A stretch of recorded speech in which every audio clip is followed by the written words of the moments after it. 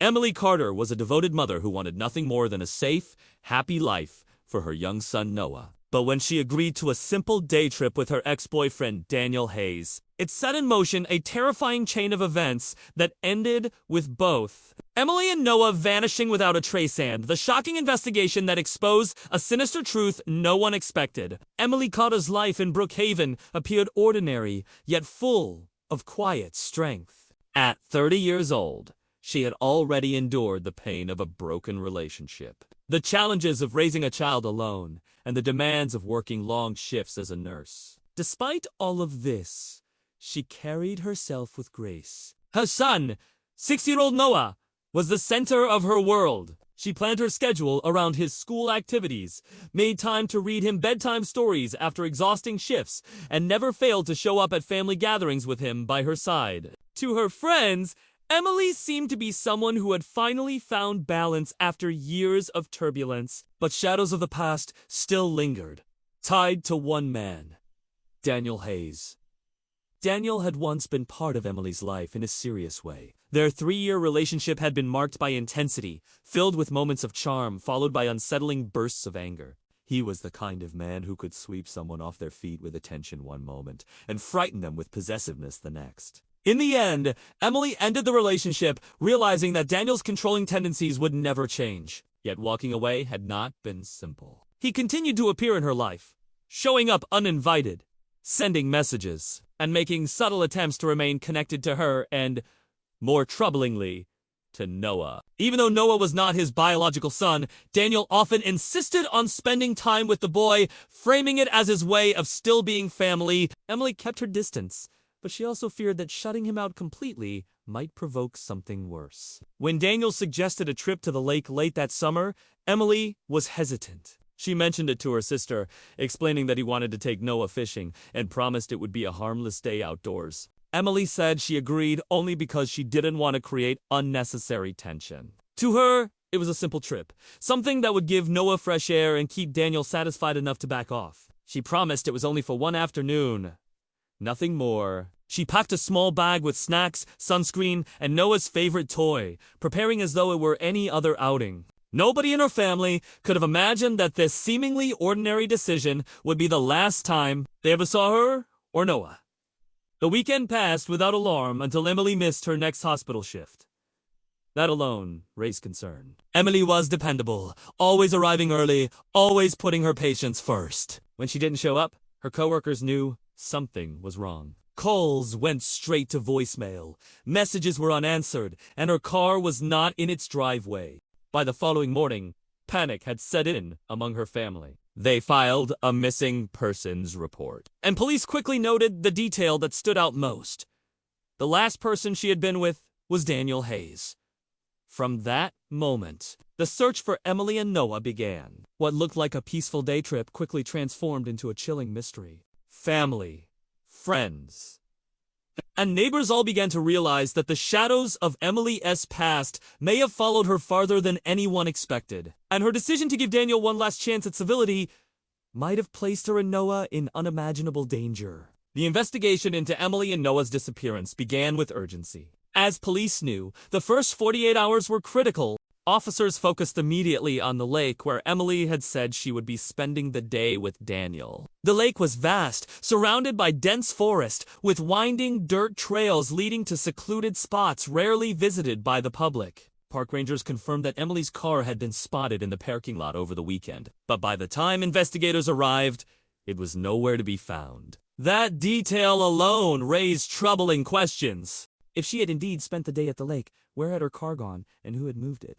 Search teams worked around the clock. Volunteers from the town gathered with flashlights and dogs, combing through the thick woods. Boats dragged the lake waters, searching for signs of clothing, belongings, or worse. Despite the exhaustive search, nothing surfaced. It was as though Emily and Noah had vanished into thin air. The growing frustration was only magnified by the presence of Daniel Hayes, who was interviewed repeatedly by detectives. Daniel claimed he had nothing to do with their disappearance. His version of events was straightforward on the surface. They had spent the afternoon at the lake, enjoying the water and a picnic, before Emily drove him back to his apartment later that evening. He said she wanted to take Noah to get ice cream before heading home, and that was the last he saw of them. His tone was calm, almost too calm, as though he had rehearsed the words. Investigators found his story difficult to believe, especially when inconsistencies began to surface. Witnesses at the lake described seeing Daniel's truck parked beside Emily's car long into the night, long after he claimed to have been dropped off.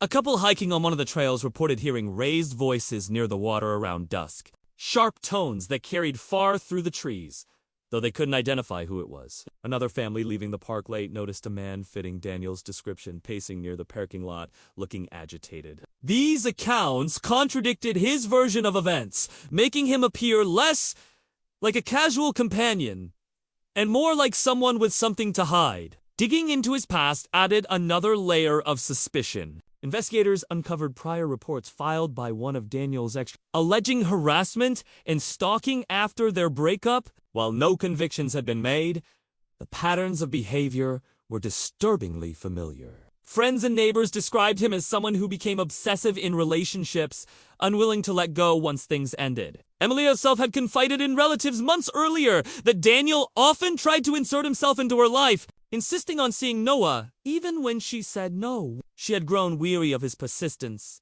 but she also feared what might happen if she refused outright. Despite the troubling background and the eyewitness reports, police still lacked concrete evidence. No bodies, no signs of struggle, no belongings left behind. Emily and Noah's absence was painful in its silence. The town, usually quiet and safe, grew tense as days passed without answers. Flyers bearing their photographs were taped to shop windows and streetlights. Vigils were held at the town square, where candlelight flickered against posters with the words, "Bring them home." The community was desperate, the family devastated, but the investigation had only one clear thread to pull.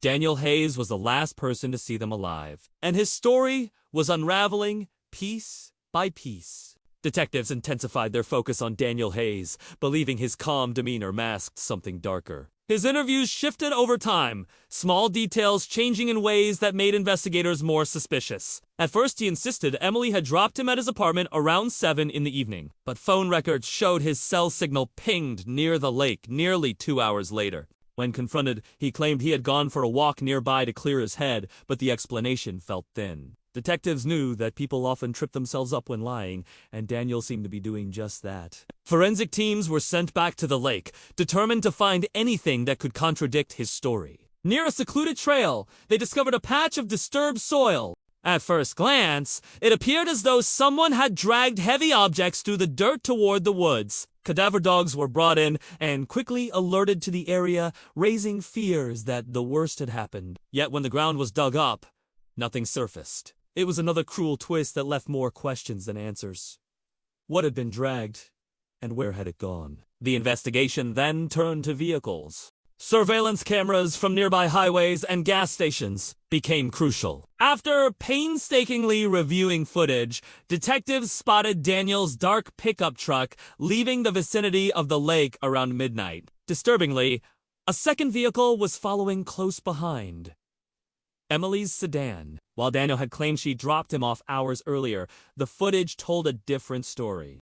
Both cars disappeared into the darkness on the same stretch of road, but only Daniel's truck was ever recorded returning to town. Emily's car had vanished, just like she and Noah. This discovery changed the tone of the case entirely. To police, it was no longer about whether Daniel was hiding something, but what exactly he had done with Emily, Noah, and the car. Search warrants were executed on his apartment and his truck. Inside the vehicle, investigators found traces of soil-matching samples taken from the disturbed ground at the lake. In the bed of the truck, faint smears that tested positive for blood raised alarm. Though the amount was too small for a clear DNA profile, the evidence chipped away at Daniel's carefully constructed story. Meanwhile, Emily's family was torn between hope and despair. They clung to the idea that perhaps Emily had managed to escape with Noah and was hiding somewhere, too frightened to reach out.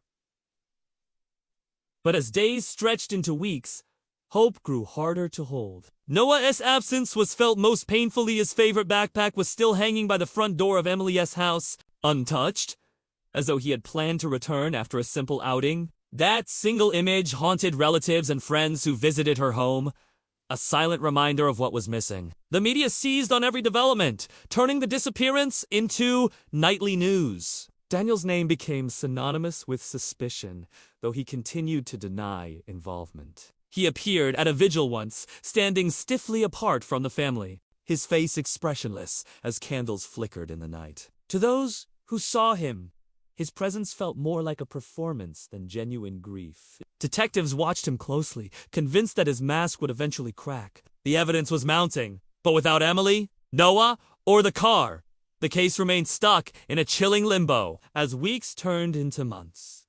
The case of Emily and Noah's disappearance weighed heavily on Brookhaven. Detectives refused to let the trail grow cold, and their persistence finally began to reveal cracks in Daniel Hayes' story. The missing car became their obsession. Without it, their case against Daniel was largely circumstantial, but they were certain it held the key to the truth. Teams scoured wooded areas, abandoned barns, and back roads Daniel was known to The search expanded to nearby counties, where drone footage was used to scan dense terrain. Still, the vehicle remained hidden, as if swallowed by the earth itself. Breakthroughs often come from unexpected places. In late autumn, a hunter in the neighboring county reported a strong odor near an old quarry. Investigators rushed to the scene, where they discovered Emily's sedan submerged beneath several feet of murky water. The car's windows were rolled down, and inside lay chilling remnants. A child's car seat still strapped in place, a few toys floating near the dashboard, and strands of long brown hair tangled in the seat fabric. The discovery hit the community like a thunderclap. It was the confirmation many dreaded, but had silently expected. The vehicle was pulled out and examined with meticulous care. Forensic experts worked tirelessly, extracting every possible trace. Bloodstains, though faint, were detected in the trunk. Soil samples clung to the tires. Linking the car back to the lake where Daniel had last been with Emily and Noah, the passenger side door showed signs of force, as if someone had slammed it violently shut.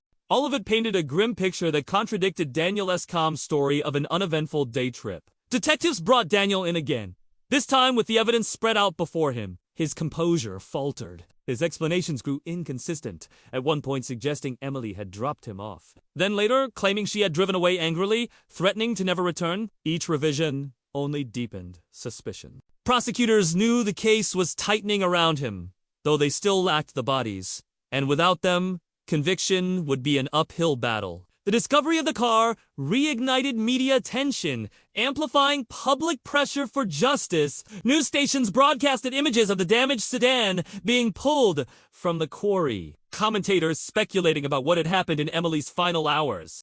Her family stood together at press conferences, pleading for answers, their faces hollowed by grief. Noah's absence was felt most heavily. Community members left stuffed animals and handwritten notes outside the courthouse, reminders of a little boy whose life had been cut short. Behind closed doors, investigators pieced together a timeline. Surveillance footage, witness accounts, and the physical evidence told a story that Daniel had tried desperately to bury. The hours at the lake, the late-night drive, and the final disposal of the car all pointed to one conclusion. Whatever had happened, Emily and Noah had not simply disappeared. They had been silenced. The case had shifted from a search for missing persons to a pursuit of justice for murder, and Daniel Hayes was the only one left standing in the shadows of the truth. The trial of Daniel Hayes became the most-watched case in Brookhaven's history, a story that pulled national media into the small town. Prosecutors charged him with 2 counts of murder, despite the fact that Emily and Noah's bodies were never found. The absence of the victims was a major obstacle, and the defense leaned heavily on that weakness. Without physical proof of death, they argued, how could the jury be certain that Emily and Noah had not simply chosen to disappear? But prosecutors countered with a mountain of circumstantial evidence, each piece fitting into a chilling puzzle. The jury was shown the surveillance footage of Daniel's truck trailing behind Emily's sedan long after he claimed she had dropped him off. They heard testimony from witnesses who saw him near the lake late at night, his behavior tense and erratic. Forensic experts walked them through the discoveries in Emily's submerged car. The child's seat. The blood in the trunk. The soil samples linking it to the lake where they were last seen. Every detail suggested violence and cover-up, not a voluntary disappearance.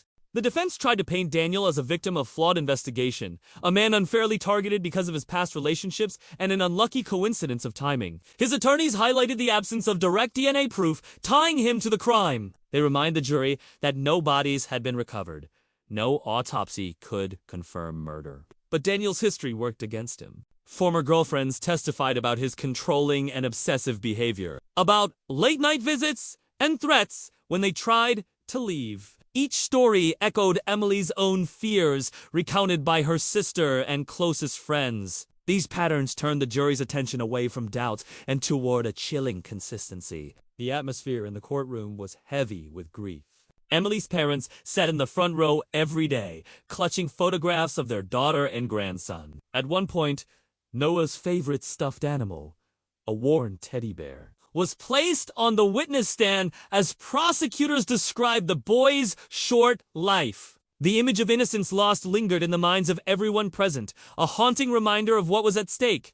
After weeks of testimony, the closing arguments struck like thunder. Prosecutors painted Daniel as a man consumed by control, unwilling to let go, and willing to erase 2 lives to maintain his grip. The defense urged the jury not to let emotions override reason, insisting the evidence was circumstantial. When the jury left to deliberate, silence filled the room. Hours stretched into 2 days before the verdict was delivered. The foreman's voice was steady as the decision was read. Guilty on both counts of murder. Gasps and tears filled the courtroom. Daniel sat motionless, his face pale, eyes fixed on the floor, as though he had finally realized the weight of his actions. He was sentenced to life without parole. A punishment that brought some measure of closure, but no return of what had been lost. Outside the courthouse, candles were lit in memory of Emily and Noah. Their bodies had never been found, but the community refused to let their names fade. For Brookhaven, the case would forever serve as a reminder of the darkness that can hide behind familiar faces, and the devastating cost of trust placed in the wrong hands.